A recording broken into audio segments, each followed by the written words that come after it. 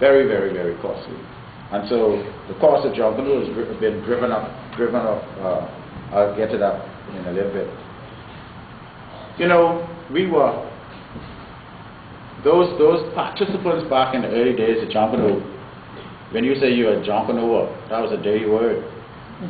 You know, when you are a Junkanooer, you're either an ex-convict, you're a hooligan, you're a vagabond, you're a derelict, you're an alcoholic, anything derogatory, right? That's what, when you hear about a Junkanooer, that's what some, like in my family, it was really hard for me to become a part of Junkanoo because we believed in something different. You know, people had this belief that Junkanoo was all this and all that, right? But over the years, evolution has it that we were able to now come and have the most finest parade ever. I mean, we've grown tremendously. We moved from pasting in the kitchen, pasting in the living room, pasting in the dining room, pasting on the bed, pasting in the kitchen, right? Pasting anywhere you get it, going to be paste, right? And then we started building cardboard shacks in the yard.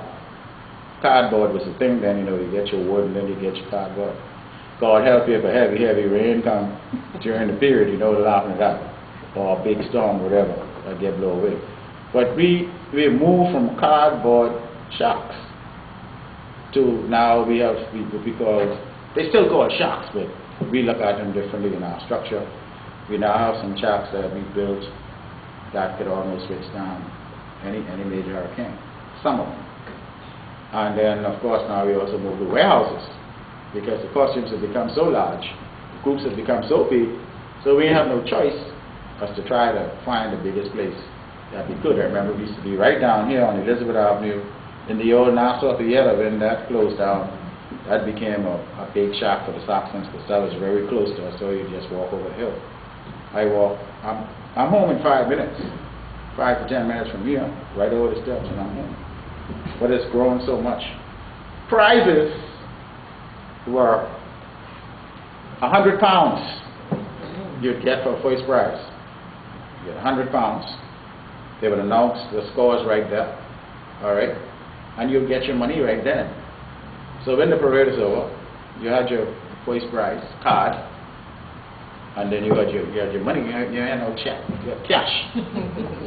So we back then we never been no 100, but we got a consolation of $20. So what we would do, £20. So what we would do, we'd stop to the nearest bar, right, as we go over, and we'd have some boiled fish and some cold beds, and that's it right there. So ain't no fighting over the money, you know.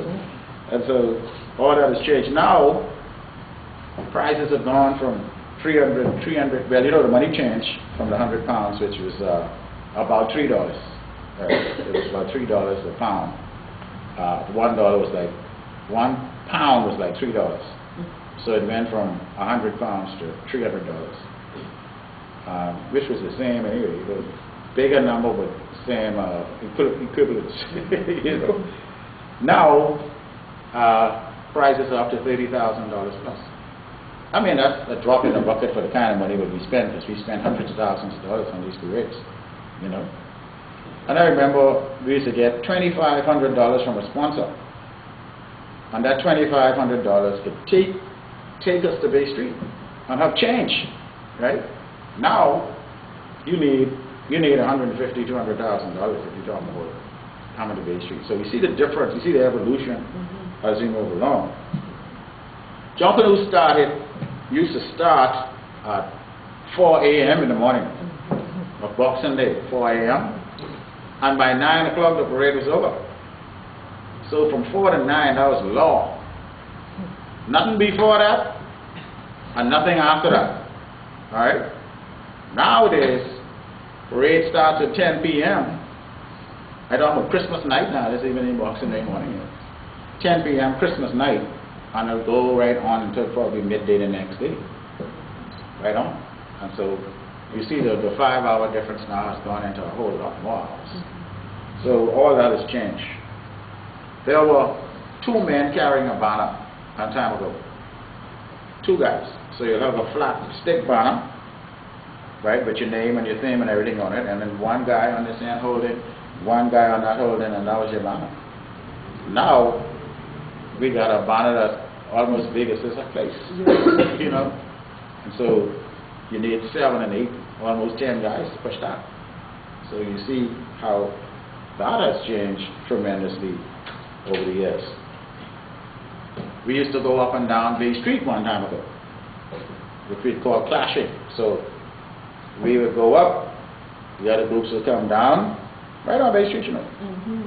And we'd call clashing. When you clash, it means that if my music, well, they knock us off many months because, you know, we're just a little small group. So when you clash, when them boys coming through, the boom, boom, boom, you can't even hear yourself, right? And so that could indicate in those cases whether you win best music or not. You know, how you drown, or it's called a drown or clash. So you don't have that anymore because everything has changed so tremendously. Now we got to go around in circle. Our first cycle was when we came down to a parliament over here. We came through there. And the grandstand then was the Prince George Hotel, was the then grandstand, right? That's where all the dignitaries and everybody, they would sit there. Now, because that particular road became so congested, we had to move to Elizabeth Avenue now. So now we coming up here. So now our grandstand has changed. So now we have Rawson Square. So that's where all the dignitaries and all the VIPs and people who got some money, you know, they could buy those expensive tickets, and that's where they hang out. So you see what's happening now. You know, now they're talking about moving Junkanoo from Bay Street. I mean, we've been talking about that for a little while, but I guess eventually all these things will be a part of the evolution. You know, because now we need a dome right now to have a real nice place to host our race. You used to stand up one time ago, you go to Bay Street, you stand up, wasn't no seat. Alright? You stand up right there. They put some barricades there. Sometimes, one time it wasn't even no barricades, because you had to worry about nobody busting in on the street. Wasn't no barricades. Then the barricades came. And then, of course, the bleachers came. Junkanoo was free. Now that the bleachers came, now you got to pay. You see? So, I mean, we got to make a little money too, you know, so we got to find ways to make money. And so all of that has taken place. I know, like I say, when they announced the prizes, one time ago, when they announced the prizes at 9 o'clock, you announce who win right there. Decision of the judge is final, right? Nowadays, they announce a winner at 12 o'clock, and by 6 o'clock, somebody else wins. Yeah, that's how it is. We don't wear masks anymore. You don't wear masks, right? And the reason why we don't wear masks no more, because everybody want to be seen. You know, I want you to see who I am. You don't miss me here. You see? So now they're getting their faces painted and all that kind of thing. Masks out. No more disguise, you know. We used to practice in the streets, over the hill, in the streets. And of course, it was against the law to practice in the streets without permission from the police. And so as a result, they used to bust us, waste our drums, confiscate our instruments, and all kind of things. I can see right now a police, this was early one night, and they rushed up in their cars and they came out with these nightsticks, right? And they was just hitting on those drums, man. Just, right? And I know one particular drum, I could still see this as a boy. When the nightstick went down, it bounced off the drum and come back and lick. Bounced back out. And licked the police in the ear, right? Now listen here. Boy, they just get on. Right? But now, we don't have to do it anymore. There are now parks. You know, the government back then, they started to identify land to build parks in the communities and all that. So we moved to the parks. And of course, whatever public spaces we have, we move there. So we don't have that difficulty and that problem anymore. We just let them know that we write to the police and let them know that, you know, we're having a practice session. These are our dates, right? Now all we want you all to do is to make sure that we don't have no trouble from no one, so keep an eye on us. So rather than trying to voice our drums and all that, we asking you now to take care of us and help us out. And drums were made from salt beef barrels. Now the salt beef back then used to come in kegs, in wooden kegs, for this height, real nice kegs. And there was a little store in Mason's Edition who used to sell salt beef. And so every time the barrel empties, right, he would say that his name was Mr. Sands. He just passed away lately, and he used to give us all the barrels that were empty after he sold all the salt beef. So we didn't have to worry too much about where we got our barrels from. But what happened now, salt beef don't come in barrels anymore, they now come in plastic buckets. But I don't know what else they come in now, but I know back then it went from barrels to buckets. And so we had to resort to making our drums out of the 55-gallon oil drums. All right? So we cut those in half, take off the tops and the bottoms, and then we had to get a thin plywood to go around the edge to take away that iron edge, right? And to have availability to drive screws in, which is skins. So you see a lot of that today. You don't see the kegs anymore. The kegs used to give you a real good sound. We don't get that kind of sound anymore.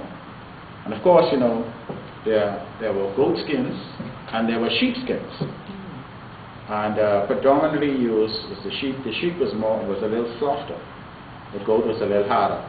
So the goat was used for the rare guys who really hitting hard, right? A hard hitter can't hit a sheep because his arm will go through that for every time. And so now we're using cow now, and that's where you get the boom. You understand what I'm saying? So you have the rhythm ones were sheep and goat, and now you get the cow. Now we have bison. We got deer. Any animal we can get skins from, right? We get them, right? I went to Nassau one year, and to my surprise, I met all these guys at the airport. So I say, well, I never get this kind of greeting as what y'all. I mean, why y'all here? Say, man, we have a donkey skin drum in each other here. Of course, you know a lot of donkeys in Nassau, right? And so the donkey skins are good. But I mean, you can't go around saying you killed a donkey, man. So you have to be very careful of that. And then, of course, the sound change as these instruments and these methods that are used to make these things cause change. Of course, cowbells were next in line. Cowbells we used to buy them from Mr. Malcolm Garage right up here on Bay Street up here. And but of course, it was like about this high, and it was broad, so you had to almost small hands could hardly hold them, right? And then they used to crack open because they were basically toys, but they were bells that were used to hang around a cow's neck. That's why they call it cowbells. So you identify where your cow is. See what I'm saying? Because every time you walk, you hear ding-a-ling, right? So we used those, and what we did was we brazed or welded the seam so that the bells don't crack open from that all that ringing and thumping, right? Sometimes the tongues used to drop out of it, right? So we had to try to find a way to do that. So you had fellas like Mr. Hyler and you had Megon, Frankie Knowles. They started making local bells with a much more slender handle, right? And they were a little longer. They all had the one tongue. Now you get cowbells now with three tongues, all right? And they also have a back on it because what used to happen with all the ringing and all the perspiration, sometimes your bells would slip out of your hand. So we used to have to tie our bells together to make sure that we know where they are. So if one slips out, you still have the string to catch the other one, so you just bring it back in. You understand what I'm saying? Now they're making bells with three tongues. and wider lips. And of course, there's a backing on it now so that it doesn't slip out of your hand. And so with ringing cowbells, you have to really get your hands in shape.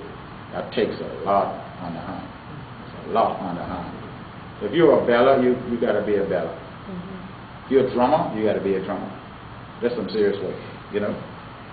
And so we have real noisy bells now. They make a lot of noise. I mean, one of them in here, like, you'll have to do this, you know.